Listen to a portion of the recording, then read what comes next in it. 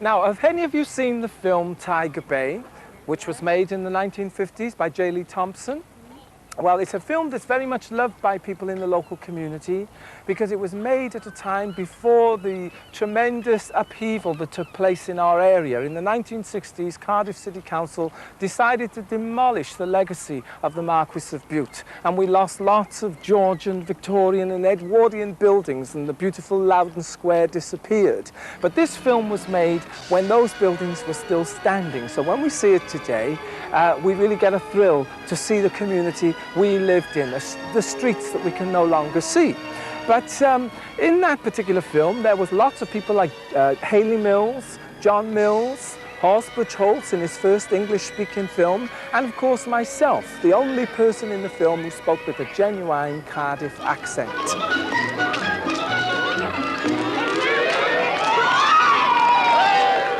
There was a scene that took place actually right here, because here we are at the pier head. This is where a ramp used to go right down to the paddle steamers. And on this ramp, Hayley Mills and I had this great scene. Now, Hayley Mills is an English girl, and to set her into the picture, she was sent down to Cardiff to stay with her Welsh auntie, who was played by Meg Jenkins, and they lived in Tiger Bay. And Auntie Meg sends her off to buy some sausages on an errand, so off she goes. And then when she buys the sausages, instead of going straight home like she was supposed to, she comes down the pier head and sees me and a bunch of other kids from Tiger Bay in the docks playing around cowboys and Indians on this ramp, and she wants to join in, so she runs up to me and she says, "Can I play?" And I says, "No, you can't." She says, "I got a bomb." So she had this string with a cat bomb on it, and you just drop it, and then it goes bang. I said, "Cowboys don't play with bombs. And anyway, get back to London, Gilly Evans, you don't belong down here." So we got into a fight, and we fell down the ramp. Now, it's not the Oscar-winning performances that matter.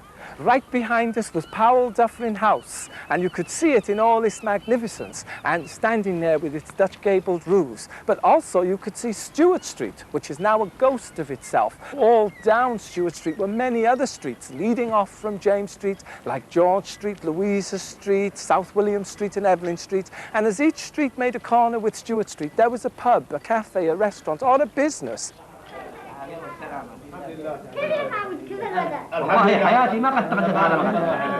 There was a saltfish shop on George Street itself, owned by Josefina Hormachea of the Spanish community, and she had a large family, but this was a wonderful little shop that when you stepped inside, you could see the saltfish hanging from the ceiling and smell those distinctive aromas. But you could also smell Josefina's cooking, because behind the shop was a huge kitchen and a large wooden table. And if you were in the shop and you were buying food and you decided you wanted to eat, you could actually go in the back room and sit at Josefina's table, as many an itinerant seaman had done, and bought a meal. And among those seamen, Aristotle Onassis was a regular in Josefina's kitchen. Here we are at Wales's most famous address, Bute Street.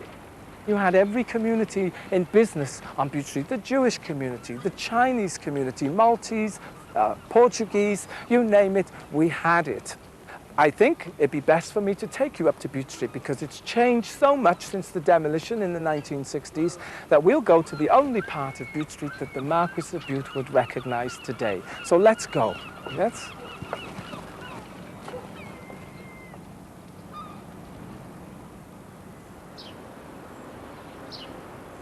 This part of Bute Street obviously is much damaged by the demolitions of the 1960s and 70s. But if we look over there, we can see this amazing little portico, the front door of this building, which was once the coal board.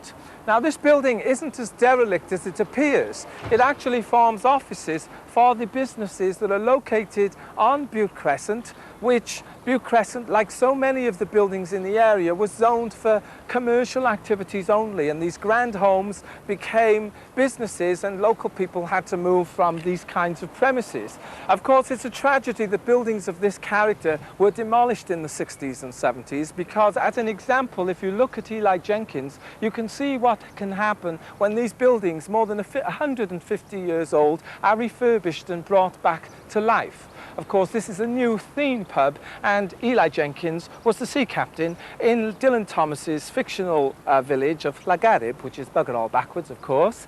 Now, we should move along and look at the Packet, one of the original pubs in the area. In the heyday of Tiger Bay and the docks, there were 93 different pubs and drinking establishments, one on every street corner.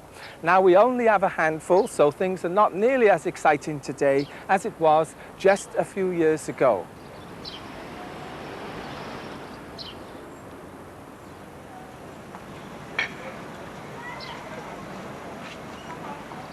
Here we are in front of the Packet.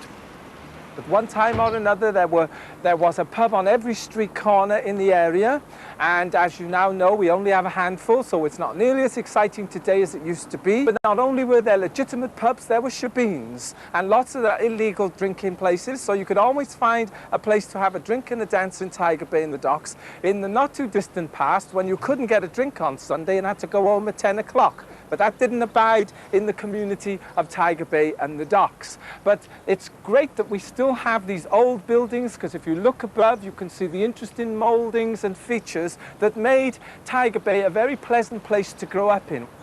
And now we'll go up to the corner of Bute Street and look at the magnificent Midland Bank building.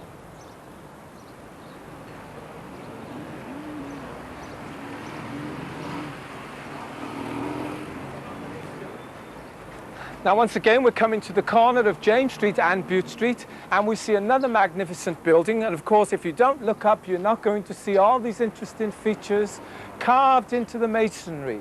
Not only is there fruits and all sorts of plant life, but even mythological beasts and creatures hiding there and looking down at us.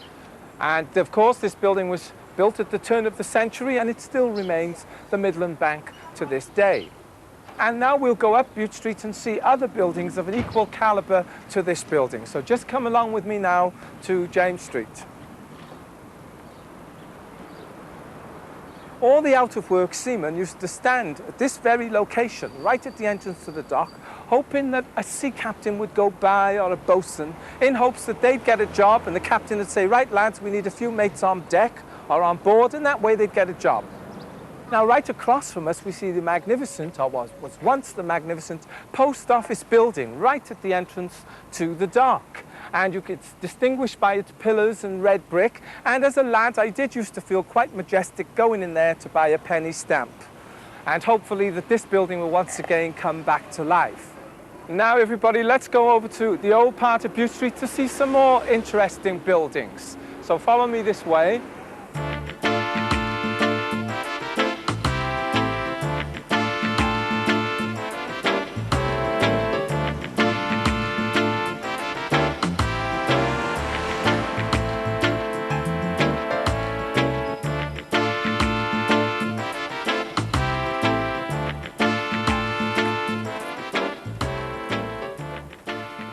Right, this is the side of Bute Street that the gentry lived on in the 1850s, because this is the only side where the homes were located. And this particular building, Bute Chambers, is a very interesting building which you must look up in order to admire. Otherwise, you're going to miss these images of perhaps your friends and relatives, these grand gargoyles. This is why I said it was so interesting growing up in Tiger Bay and the docks to live in this community, because you had all these features to spur your imagination as you played around the streets.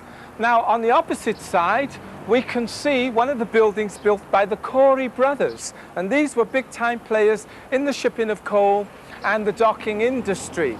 And again, this is a building you have to look up at, otherwise you'll miss these faces looking down at you, and other ornate features hidden in the architecture of this particular building. We now come to the grand National Westminster Bank building with its magnificent classical facade and other interesting features, such as this grand front door here. I'm sure you'd love to have a door like this on your house. And above the door, of course, is the statue of the goddess of equity, who is weighing a human head in her right hand. Her job is to make sure that everything comes out equal.